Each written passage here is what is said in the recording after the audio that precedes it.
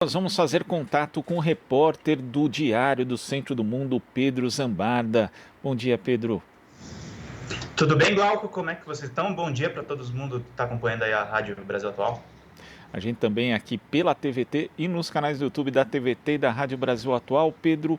E você publicou uma matéria no Diário do Centro do Mundo no dia 27 de setembro.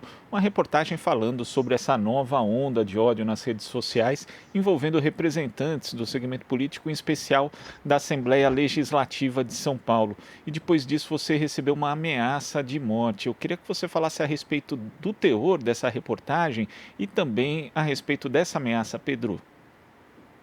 É o seguinte, Glauco, a gente está há bastante tempo, na verdade, desde praticamente do começo do governo Bolsonaro e até de antes, a gente já apurava esses sites de fake news, essa rede de ódio que se formou desde a época do golpe, do impeachment contra Dilma. A gente vinha rastreando a respeito disso e a gente cobriu bastante, graças a fontes que mandaram informações para a gente, o gabinete do ódio do Bolsonaro. A gente mostrou a veiculação com os filhos, o encontro deles com pessoas que integram as milícias bolsonaristas, principalmente no Twitter. Depois veio aquela denúncia no Facebook que acabou derrubando várias das páginas que foram responsáveis pela campanha do Jair em 2018.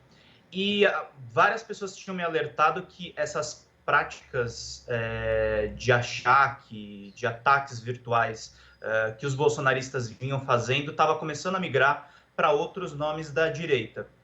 Um nome mais óbvio, nem foi o foco da ameaça de morte que eu recebi, foi o Arthur Mamãe Falei, que é candidato a prefeito agora de São Paulo, e ele vem adotando uma tática bolsonarista, praticamente de campanha, atacando o padre Júlio Lancelotti, investindo pesado em fake news. Ele nunca responde quando é desmentido a respeito dessas informações. Enfim, ele tem seguido numa coisa que a gente nomeou na matéria como bolsonarismo sem Bolsonaro. Você não precisa do presidente da República e desse viés bastante extremista dele para adotar as mesmas práticas. Então a gente verificou isso e semanas antes da gente decidir fazer uma matéria com um foco especial no Arthur Mamãe Falei, a gente tinha recebido essa história da Patrícia Leles, que ela vinha há um ano sendo atacada por um ex-assessor do Conte Lopes. Ela foi apurando, na verdade, essa história e descobriu que ele tinha recebido uma acusação de ser funcionário fantasma. A gente recebeu áudios, recebeu muitas informações e a gente conectou um pouco porque o Conte Lopes apoiou o Bolsonaro e ele não é propriamente um bolsonarista, é um cara que tem ligação com a Rota, com a Polícia Militar de São Paulo, mas aparentemente o ex-assessor dele, até quando ele era assessor, eles tinham uma prática aí de apoiar teses mais extremistas. Então ele fez esses ataques à Patrícia, a gente tinha os áudios, a gente publicou essa reportagem contando sobre como outros políticos vêm abordando esses tipos de gabinete. Na mesma reportagem, a gente ouviu o deputado Conte Lopes, mandamos um e-mail para ele perguntando a respeito do ex-assessor dele.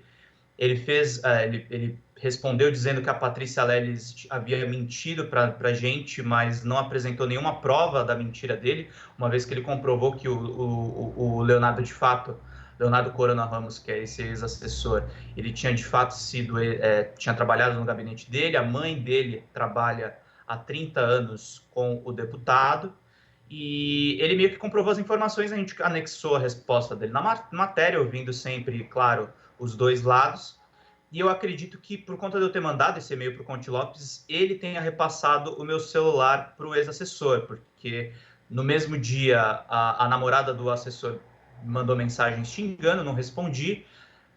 2 dias depois, o próprio ex-assessor mandou mensagem xingando, e aí veio a ameaça que ele me incluiu num grupo do WhatsApp e falou que era para tirar a matéria do ar, do caso contrário, a próxima seria de quantos tiros vocês levaram. E aí eu tenho isso registrado no WhatsApp, consultei o time jurídico do DCM e a gente foi registrar boletim de ocorrência e estamos entrando agora com uma representação criminal contra esse sujeito. E como que estão as investigações relativas a isso, Pedro? E também teve um lado, digamos, um lado menos ruim desse episódio, que foi justamente a formação de uma rede de solidariedade. Existe uma rede de apoio também em função dessa ameaça. Eu queria que você falasse sobre esses dois aspectos. Olha, as apurações, assim, a gente, logo depois que eu recebi a ameaça, né, a gente se preparou aqui, na verdade, para organizar tanto a denúncia quanto a própria defesa, no caso. Enfim, a gente consultei aqui advogados para a gente fazer tudo direitinho a respeito desse aspecto, porque a ameaça de morte nunca é uma coisa leve de se receber, a gente tem que ir atrás de todas as informações, não bate boca com o sujeito. E o que acontece é que nesse meio tempo a gente vai fazer mais reportagens a respeito, tem mais informações para serem apuradas, tanto do próprio Arthur, que eu falei que é o foco real da matéria, o Arthur que acabou nem respondendo a própria reportagem, mas tem mais informações que a gente teve contato e vamos continuar investigando, e esse próprio ex-assessor, a gente vai ver como é que vamos fazer essas reportagens, mas não vai parar por aqui, não. De maneira nenhuma essa ameaça me intimidou. É óbvio, assusta, é assustador de certa forma, é assustador um fato de ser um ex-assessor do Conte Lopes fazer esse tipo de ameaça, mas não vão deixar que eu não faça esse tipo de trabalho. Você está correto, formou uma rede de solidariedade muito bacana entre os progressistas, principalmente. O Barão de Tararé já manifestou apoio. Diversos jornalistas entraram em contato comigo, dentro e fora do jornalismo político, manifestando solidariedade, espalhando as mensagens que eu fiz a respeito dessa ameaça, o texto que a gente publicou no DCM em conjunto, contando toda a história. Então é muito bacana a gente saber que tem esse tipo de suporte, ainda mais porque até então, nessa apuração de gabinete de ódio e milícias bolsonaristas, eu já tinha sido muito xingado, já estava, confesso, até meio acostumado com xingamentos, mas acho que quando vem uma ameaça de morte, acho que aí a coisa escalou para um ponto que realmente é importante ter essa ajuda dos amigos.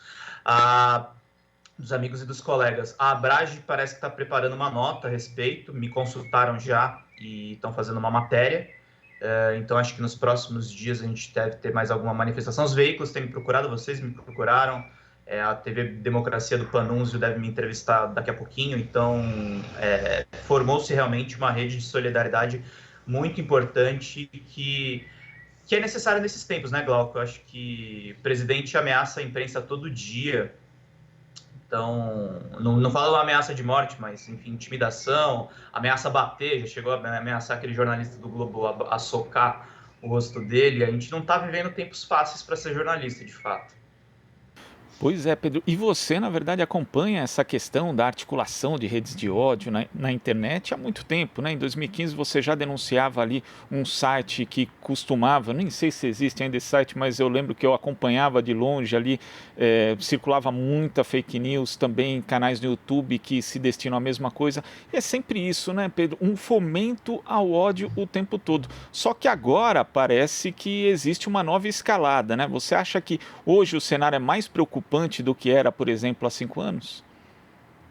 Eu não sei se mais preocupante, eu acho que está tendo uma mudança agora, né? A gente teve no final de semana, até importante citar no noticiário, uma briga dentro das milícias bolsonaristas que o Jair Bolsonaro claramente agora está articulando com o Centrão para permanecer na cadeira de presidente. E aí, nesse caso, ele despertou a ira. A gente já viu o Alan dos Santos, o Olavo de Carvalho, que são articuladores importantes digitais que ele tem, já se desentendendo com ele. Eu acredito que nos próximos dias a gente vai ver talvez alguma confusão entre os deputados que eram mais fiéis a essa ala chamada ideológica, vai ter mais uma confusão aí adiante. E aí tem uma boa e uma má notícia, né? Eu estou percebendo que tem uma desarticulação entre os bolsonaristas, mas eu não acho que isso, o ódio, essa questão da viralização pela viralização, o ataque pelo ataque, o descompromisso com com os fatos e com a verdade, ou com qualquer ideal mais social, eu acho que isso ainda não acabou dentro da direita e a gente vai ver novas reconfigurações desses gabinetes e dessas milícias. Só para diferenciar, gente, quando eu falo milícia aqui, milícia bolsonarista é tudo, o gabinete do ódio é quando a gente tem a inserção de dinheiro público no meio desses ataques. A gente tem verba de deputado, às vezes até a própria ajuda dos filhos e do próprio presidente da República no meio dessa rede. Então, eu não acho que isso vai acabar. Eu acho que infelizmente virou um modus operandi da direita.